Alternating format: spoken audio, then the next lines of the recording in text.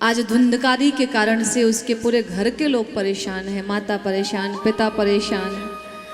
आज आत्मदेव जी महाराज अपने पुत्र से इतना परेशान हो गए कि आज वो कहते हैं कि मैं अब जा कर के आत्महत्या कर लूँगा, मुझे ऐसा जीवन नहीं जीना। क्योंकि उस पिता की मृत्यु हो जाती है जिसके बालक की शिकायतें रोज उसके लिए आती हों कि आपके बालक ने आज ये गलत कार्य किया, आज वो किया।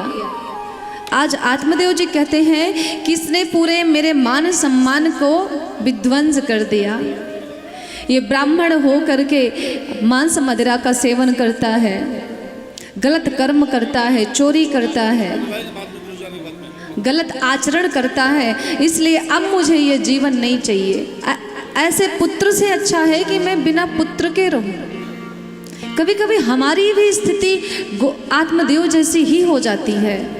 हम भी अपने बच्चों से इतना परेशान हो जाते हैं कि लगता है कि अब इस जीवन का कोई अर्थ नहीं है।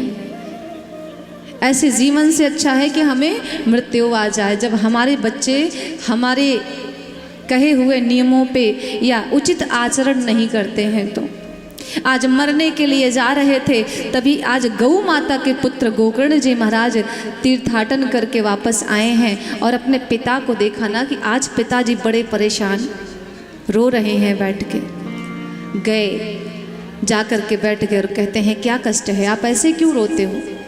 आत्मदेव जी महाराज ने अपने घर की तरफ इशारा करते हुए कहा कि हे गोकर्ण, मेरे घर की स्थिति देखो आज क्या है। मैं एक प्रतिष्ठित ब्राह्मण हूँ इस उत्तम नगर का, लेकिन आज मेरे पुत्र ने मेरे घर की दुर्गति कर दी है। मेरे घर के कोने कोने में मांस के टुकड़े बिखरे पड़े हैं, जगह जगह पे मदिरा रखी हुई है और ये हम सबको प्रताड़ित करता है। मैंने इसके लिए क्या नहीं किया, आज ये अपने माता पिता को ही अपशब्द कहता है। अब मुझे ये जीवन नहीं चाहिए, मैं तो मर जाऊंगा, अब मुझे तो मृत्यु स्वीकार है, ये पुत्र नहीं, ये मेरा पुत्र मुझे कितना कष्ट दे रहा है। गोकर्ण जी कहते हैं पिताजी आप मुझे ये बताओ कि इस संसार में अपना कौन है क्या कोई अपना? आप ध्यान दोगे ना तो सारे रिश्ते किसी न किसी स्वार्थ के कारण ही जुड़े हुए हैं एक दूसरे से। हम यदि हमारे बीच से स्वार्थ समाप्त हो जाए ना तो कोई रिश्ता है ही नहीं हमारे यहाँ। तो महाराज आप किस पुत्र की बात करते हो? अरे जिस पुत्र की बात करते हो ना जाने कितनी बार आप इनके पुत्र बन चुके हो और ना जाने कितनी बार ये आपके पुत्र बन चुके हैं। ये सब तो कर्मों का खेल है महाराज। कोई ऋण आपका बाकी रहा होगा इनसे, उसी का प्रतिशोध लेने के लिए आज आपके पुत्र के रूप में यहाँ पे आए हुए हैं। क्यों शोक करते हो? महाराज कहते हैं न चंद्रस्य सुखम किंचित न सुखम चक्रवर्तिना। महाराज किसी को सुख नहीं है संसार में। निर्धन कहे धनवान सुखी, धनवान कहे सुख राजा को भारी।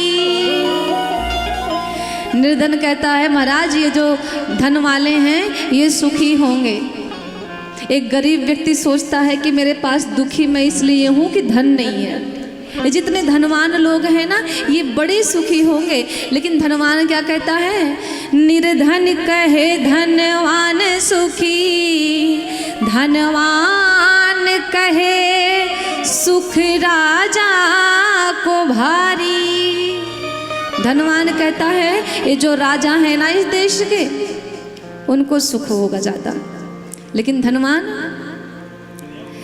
राजा कहे सुख, राजा भी सुखी नहीं। राजा कहे चक्रवर्ती सुखी, चक्रवर्ती कहे सुख इंद्र को भारी। राजा कहता है मैं तो छोटा मोटा राजा हूँ, जो चक्रवर्ती सम्राट हैं वो सुखी होंगे, वो हमसे भी ऊंचे हैं, हमसे भी ज़्यादा धनवान। और सुखी तो चक्रवर्ती सम्राट भी नहीं है। वो भी विचार कर रहे हैं महाराज कि इंद्रदेव ज़्यादा सुखी हैं हमसे ज़्यादा। लेकिन अगर देखा जाए तो महाराज इंद्र भी सुखी नहीं। इंद्र भगवान कहते हैं, इंद्र कहे श्री राम सुखी, श्री राम कहे सुख संत को भारी।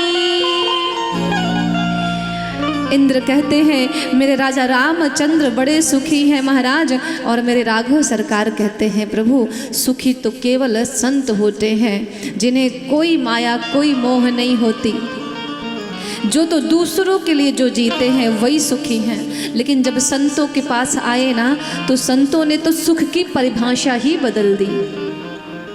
संत कहते हैं संसार में कोई सुखी नहीं है, ना हम सुखी ना आप सुखी। बोले सुखी कौन है?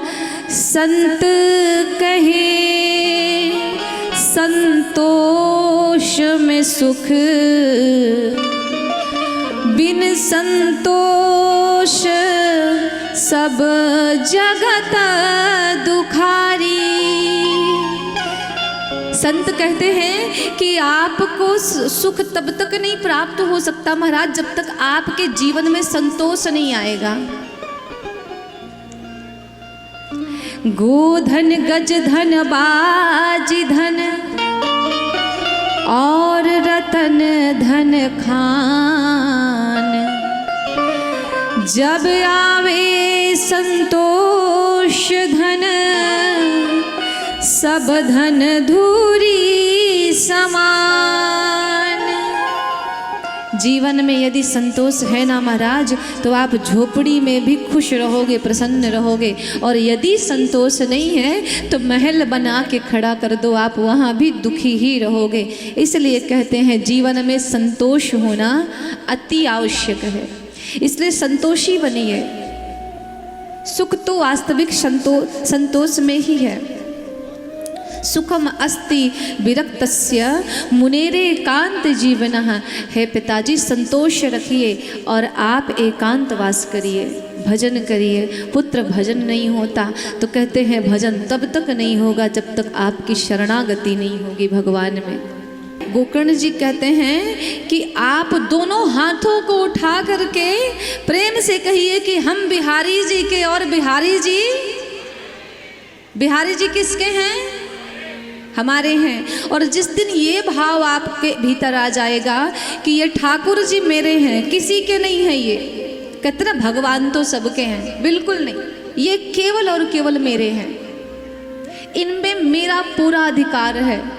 और जिस दिन ये अधिकार आप इनके ऊपर दिखाना शुरू करोगे ना, अपनी सरकारें आप इनके ऊपर चलाओगे ना, ये खुद ही कृपा करेंगे आप पे। कहते हैं पहले तो शरणागति चाहिए, भजन तब तक नहीं कर पाओगे जब तक उनसे आपको प्रेम नहीं होगा। पहले प्रेम तो करो भगवान से।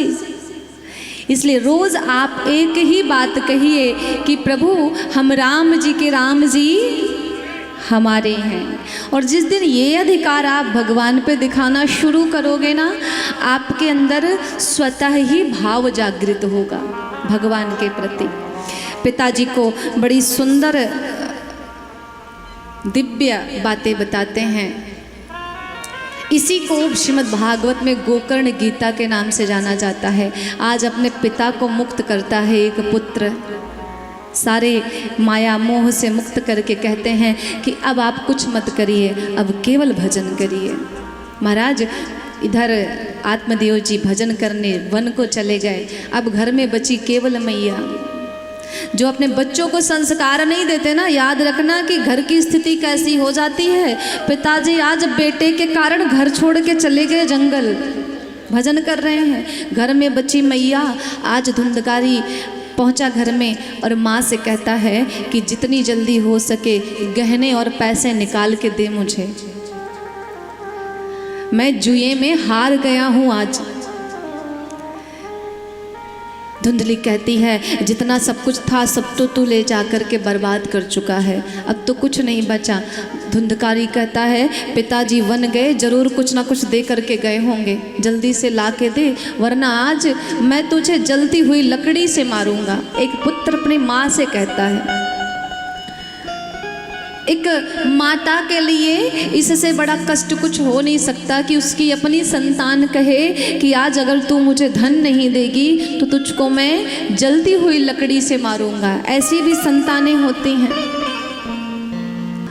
माँ को आज इतना कष्ट हुआ धुंधली को कि रोते हुए घर से निकली और एक कुएं में कूद करके आत्महत्या कर लेती है। अब छोटे भैया बचे गोकर्ण जी सोचते हैं कि अब अगर घर में मैं रहा तो अगली बारी मेरी है। हाथ जोड़ करके गए